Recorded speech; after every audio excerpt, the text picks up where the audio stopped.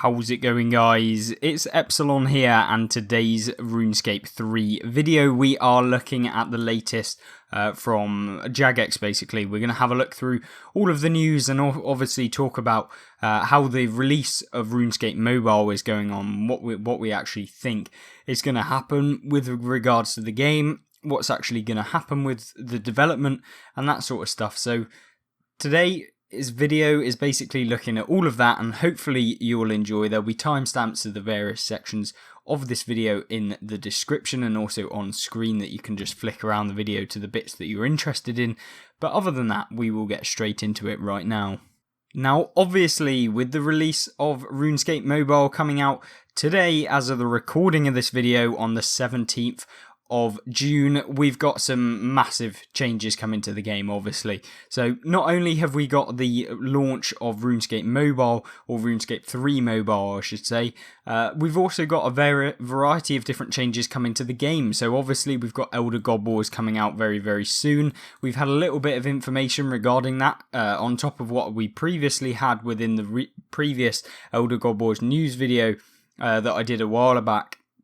But first off, what is actually special? What's coming out? Well, to begin with, it is a kind of the next kind of step, I guess, in terms of RuneScape 3, because I feel like a lot of the community are going to come from mobile now, at least the new players coming through into the game, because I think for the most part, you know, we've had the Steam launch, which has really, really helped, you know, launchpad, I guess, RuneScape 3, because it was fairly smaller, or considerably smaller, before the launch on Steam. Obviously that's gone okay, a lot more players actually jumping into the game, giving it a go and trying everything out. Obviously with mobile I would expect a very, very similar trend, lots of players coming into the game, having to get all of these brand new stuff within the game, you know, having to start from the very, very bottom, will lead to a lot of them kind of going through the variety of stages that, you know, more experienced players who enjoy RuneScape 3 will have already completed, got those upgrades, and so you might actually see some price rises on a variety of different items that require, you know, that are one-time use, you know, things like Corruption Blast and the variety of different codexes and stuff like that will probably go up in price a little bit, because obviously there's going to be a surge of players as they get to the higher levels and they're wanting to spend a bit of gold on the variety of different things. So I would expect that sort of thing to come out, but obviously getting back down to what we know about mobile, what's actually going to come out, how will it actually fit in to the game, how is it kind of, have you tried it, have you had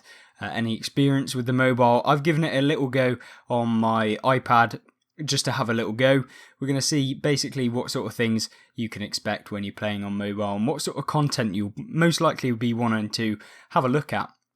For me personally, when I went onto the mobile version, what did I actually have a look at? Well, of course it's stuff that doesn't require a lot of interaction, I should say. You know, the AFK activities where you can train up your skills. You've got a variety of different skills that you can do with that. You have things like mining and going for the 120s in all of the various different skills. So I found that that's quite an easy way to make some AFK money as well. If you just sit there just doing a bit of mining in the background whilst you're playing other games or you're doing something else, you know, you can just have it on your desk, propped up against something, doing whatever, and then, you know, you can have a look every now and again and click.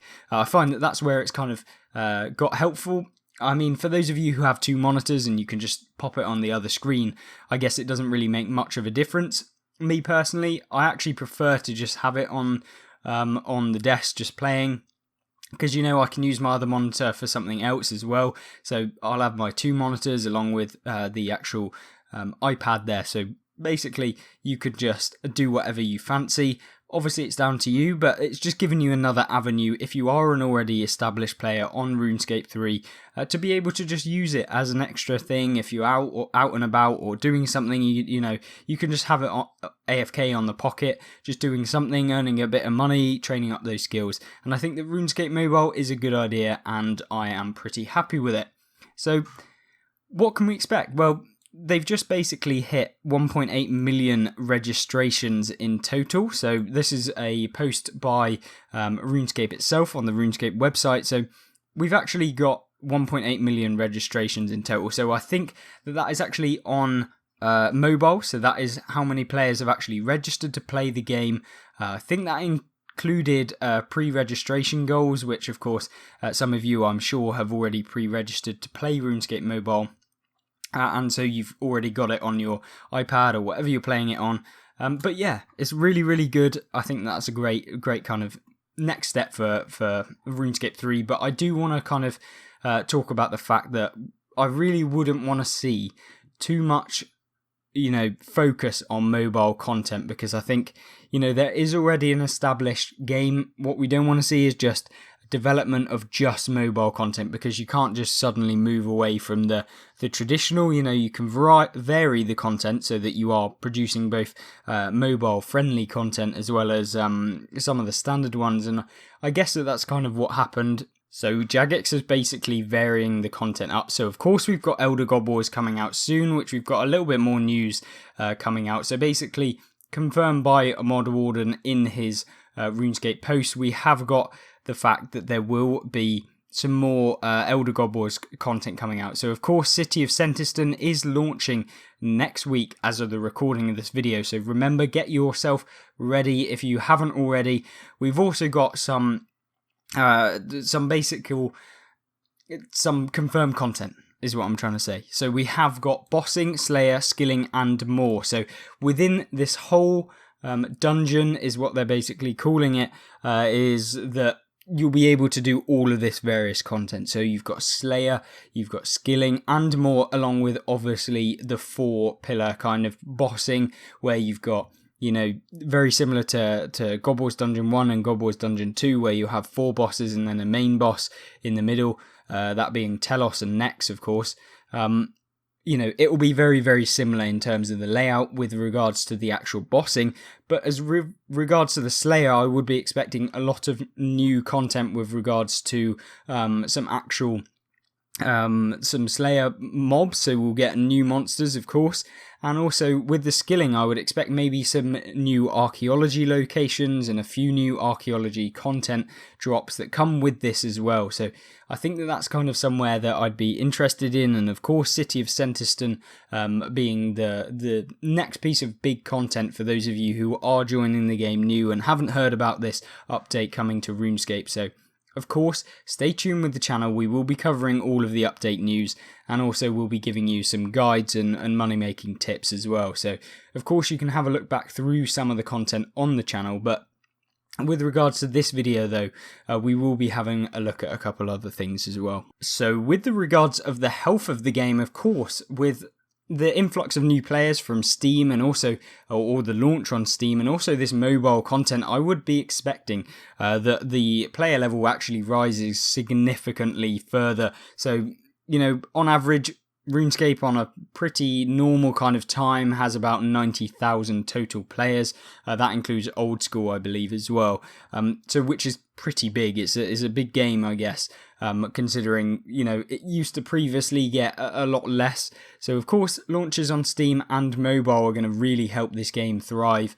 And I could expect that, saying that Jagex have basically released that membership is at its highest level in 6 years. So yeah, with these increasing players, I might even say that it could reach the highest it's ever been.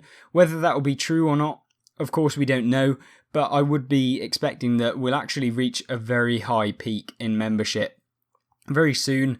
Hopefully, mobile goes off without a hitch. Obviously, it kind of depends on the uptake of it. And obviously, there was a few bugs with the release of it, but they've kind of been fixed. There was a news article that kind of covered on them, and a lot of the stuff with regards to them loading and stuff like that has been fixed. So, of course, if you want to jump on, then finally get on that and have a go. The final portion of this video is basically going to give you a couple of things that you should be kind of focusing on, I guess, within RuneScape whilst playing on the mobile version, if you're going to give that a go. Or the sort of things that you should really be focusing on in general when you're playing on RuneScape 3. So the key things being, you need to be focusing on AFK skilling if you're going to use mobile, or anything that doesn't involve too many clicks, because there's no way in anything that you're going to actually be able to do any kind of high level bossing on mobile. I mean, some of you who are really, really good at the game and have so much experience on mobile from playing the pre-registration type thing, where it was like a limited beta. Of course, some of you are going to be able to do the high-end bossing, but for the most part, you know, it's not very practical to be doing it on mobile. And I think for those of you trying to maximize your time and kind of use the game as like an extra, of course, you could always produce an alt account where you can just basically have another account that will feed into your main account, and then you can just play that on mobile whilst you're maybe playing on your main account, and so you can just have it handy there, of course.